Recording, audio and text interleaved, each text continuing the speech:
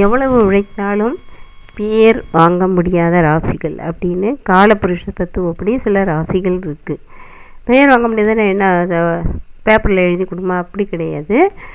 அதாவது எவ்வளோ கஷ்டப்பட்டு எந்த ஒரு செயலுக்கும் வீட்லேயோ இல்லை அலுவலகத்துலேயோ இல்லை பொது இடத்துலையோ எங்கே இருந்தாலும் அவங்க கடின உழைப்பு, அதாவது நேர்மையாக இருக்கிறவங்க உண்மையாக இருக்கிறவங்க கண்டிப்பாக நம்மளை நம்பி கொடுத்துட்டாங்கன்னா அது கடினமாக உழைத்து அது வெற்றி பார்ப்பாங்க. ஆனால் அவங்களுக்கு பேரே கிடைக்காது.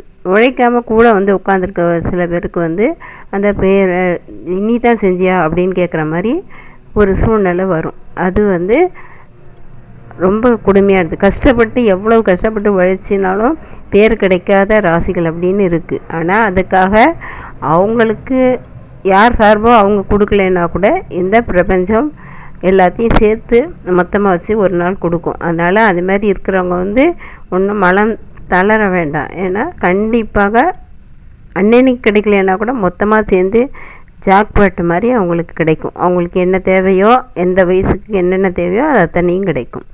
அதனால் அது மாதிரி எவ்வளோ உழைச்சாலும் பேர் வாங்க முடியாத ராசிகள், அது வீடோ இல்லை பொது இடமோ அலுவலகமோ எதில் இருந்தாலும், கல்லூரியோ இல்லை படிக்கிற இடமோ எதுவாக இருந்தாலும் அங்கே பெயர் வாங்க முடியாத ராசிகள் அப்படின்னு காலபுருஷ தத்துவப்படி சில ராசிகள் இருக்குது. அது என்னென்ன ராசினா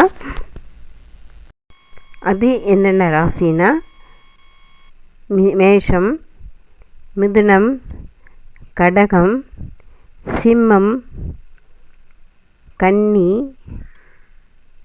விருச்சகம், மகரம், மீன ராசிகள். இந்த ராசிகள்லாம் எவ்வளோ உழைச்சாலும் பெயர் வாங்க முடியாது. உழைக்காதவன் பெயர் எடுத்துகிட்டு